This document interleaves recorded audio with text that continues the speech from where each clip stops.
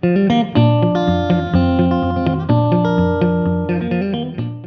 friends, I've got some really great ideas to share with you on how you can set up some indoor grow lights and grow situations if you're kind of on a budget and you maybe don't have all the things that you need.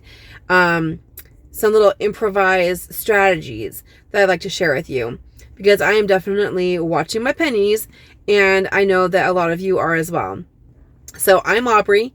This is Crybaby Selma Homestead, and this is my sound studio, aka my car, on my way home from work. And I do want to show you. I've got some clips of what I've got set up at work, which is actually my classroom, and because I like to plant things and then I sell them with school fake, so this fake currency. For students to actually buy things for Mother's Day, Father's Day, for themselves. They want to have a garden. So, like, I let them make seed packets that they can keep and take home. They can plant their own seeds. They can purchase little plant starts from me. And they use this fake currency, which is the school currency. We use a program called PBIS. And this is one of the many prizes, one of the many types of prizes I have in my classroom. Because I really want to encourage everybody to garden as much as you can, because it's really important to have a connection with your food and to understand where things come from and how things grow. Think about like long-term survival and preparedness, and think about our ancestors, how things used to be done. Everyone should know how to grow food, and there's something really uplifting and rewarding when you do it. So I like to show you what I've got set up. I got some items very frugally from places like, I'll say Temu or Temu, but you can buy the same things from Amazon. I'm not really shopping from Temu anymore just because there's just a lot of plastic junk and a lot of things are just like not really high quality. There are some exceptions. There are some things I really do like, but I did delete the app because for number one, I was buying too much stuff. Stuff that I didn't really need. And I need to use the stuff that I already have. Also, there are a lot of frugal things that you can upcycle to do pretty much the same job. And I have a lot of materials, and I'm just going to put those to use. So let's get to it, and let's check out what we've got going on in my classroom for my seed startup. And I am using a lot of miscellaneous stuff in very interesting, strange ways that you might not have thought of. One thing I like to do is, especially with older seeds, I like to plant them with a little humidity dome. And so if they never dry out, I give them a little extra TLC. These are from 2017 and they're actually sprouting. Well, now since they are sprouting, they don't need the heat mat so much as they would need light. So I took the humidity dome off the ones that have sprouted, and I'm leaving the ones on that haven't sprouted yet. And I did end up I moved this whole tray because I need that heat mat for other seeds. Now these are having a lower germination rate, or at least a slower germination rate. So there's probably going to get some more, probably more are going to sprout. But this is prime real estate here because I have a heat mat. I want to plant things there that are going to have a higher germination rate. And also, since I already have a few sprouting, the soil is nice and warm. I'm moving them over. I've broken the dormancy period, and now those plants need light. One tip I wanted to say too is that, like, the heat rises, right? Heat rises. So if I stack a few of these, the heat will rise through the containers to the containers above them. So that's one way you can get more space. Now, can it come tumbling down? Yes, for sure, like a house of cards. But if you only have like one or two stacked on top, that has worked fabulously for me. If I have a humidity dome that's a little bit shorter, I would stack that one on bottom and the one with the taller humidity dome on top, just because if something's heavier, it's going to be more stable. Okay, so the taller the humidity dome, but you also can switch them out. So the bottom one goes on the top, the top one goes on the bottom, so that you're kind of rotating through. Imagine like on a hot sunny day, the soil is not going to be consistently the same temperature. It's going to be warmer in the hottest part of the day. It'll be cooler a little bit later. It's never completely cold per se, but it will fluctuate with the temperature.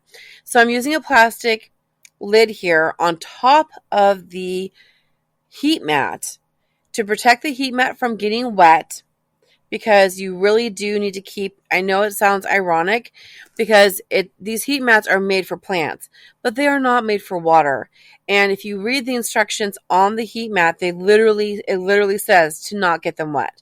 So to make sure that I don't have some like liquid dripping out, I am putting a tote lid on top. Now, you do what you think is safe. I think this is safer, but I'm not, I'm not God. So if you see, something that's, an issue that you think is, something that's safer your way, be cautious, right? Do your own research.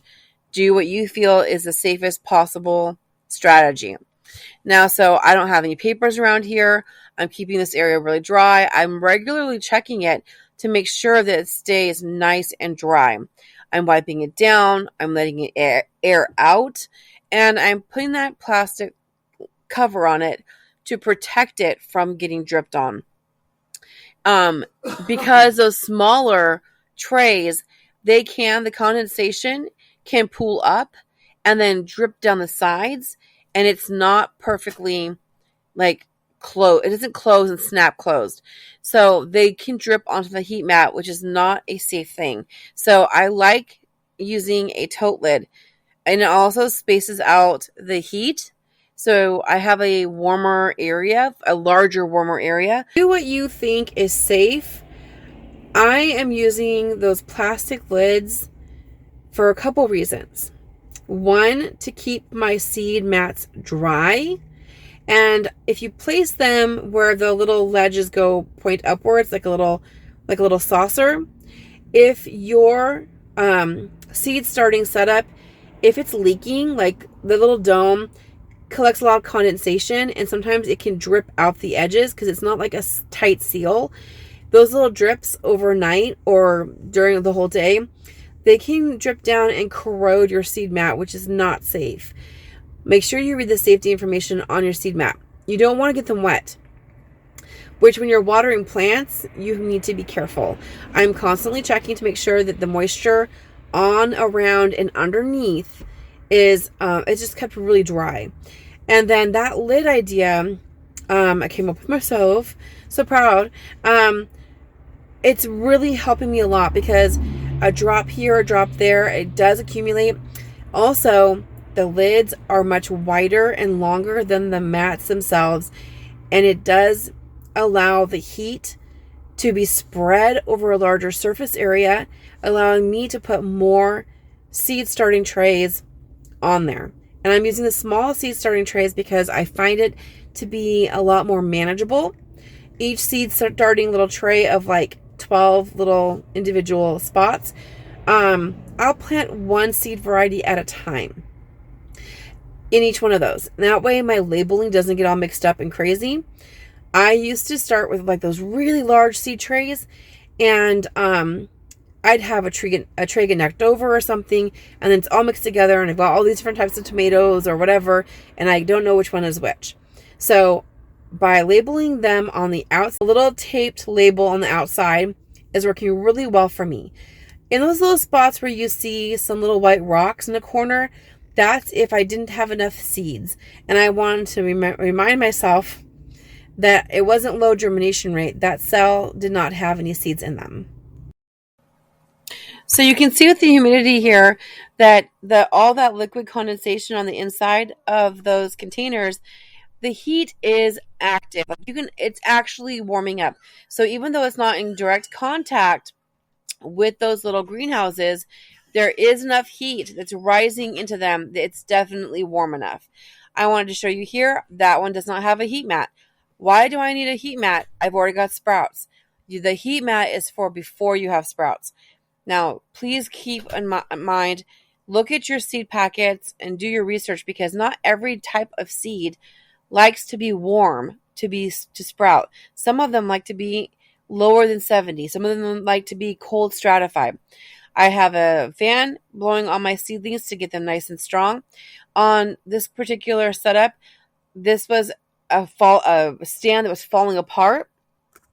I took the lights off and I put a paper tray on either side, and that one is kind of angled. So I was like, one nice things I wanted to show you is that if you have these paper trays, it's almost like you have these different levels.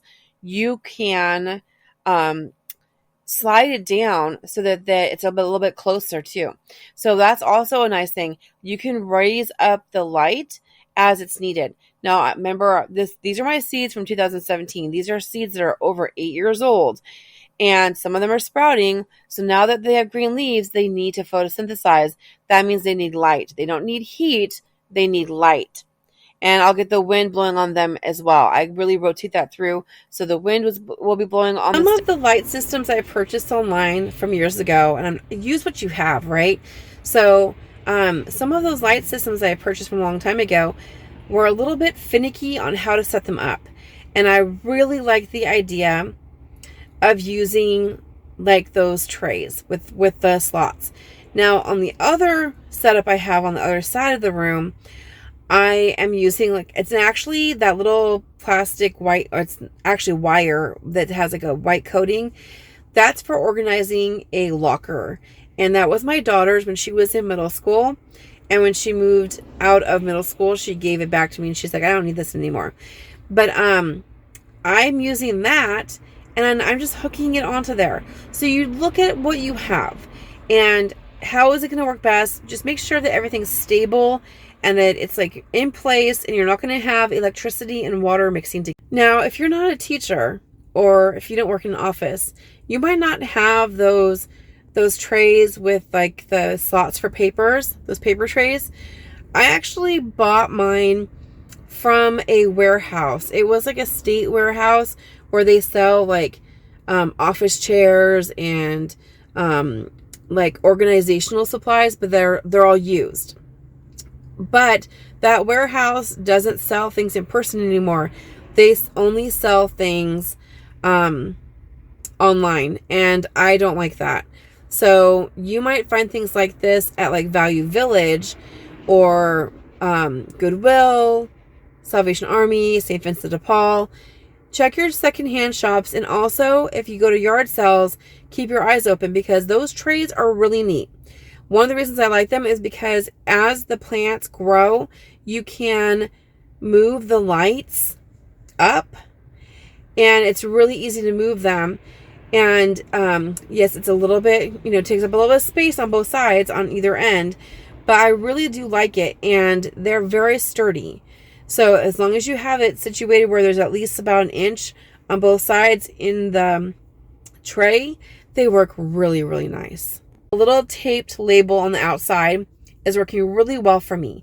In those little spots where you see some little white rocks in the corner, that's if I didn't have enough seeds.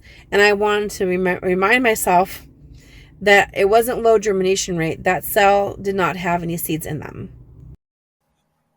I'm kind of like transferring like this one, this setup over here is the bottom heat, trying to get things to germinate, and then those things are getting switched over because now those are sprouting and now they need light, and now I need another spot for other seeds to start sprouting.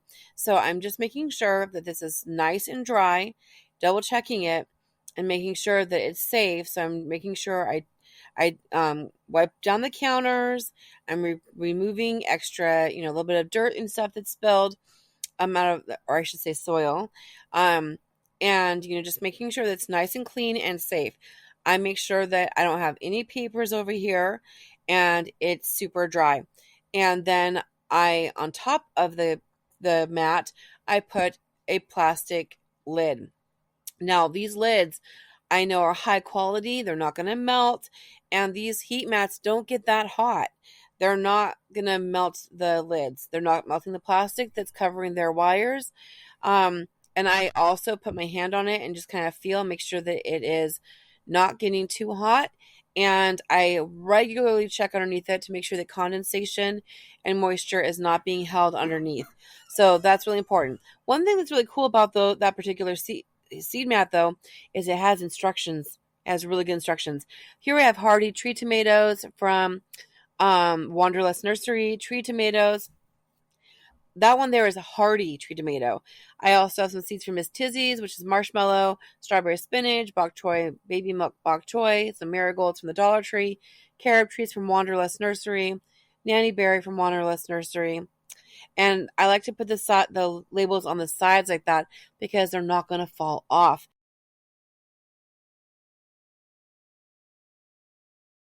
Well, I hope you got a few good ideas from me this time. And I've got another one coming up soon because I just saw that my clear totes have arrived. So I've got a really fabulous idea, at least I hope so, that I'm going to be starting, and I've actually already started some seeds outside as well. And I'm going to show you my little mini makeshift greenhouse idea in a video coming up soon. So if you want to see that, click subscribe, share, and all that jazz. Comment below what takeaway idea did you get from this video, and what seed variety did you think was particularly interesting. All right, everybody, be good, be sweet, grow a garden if you want to eat, and I'll see you on the next one.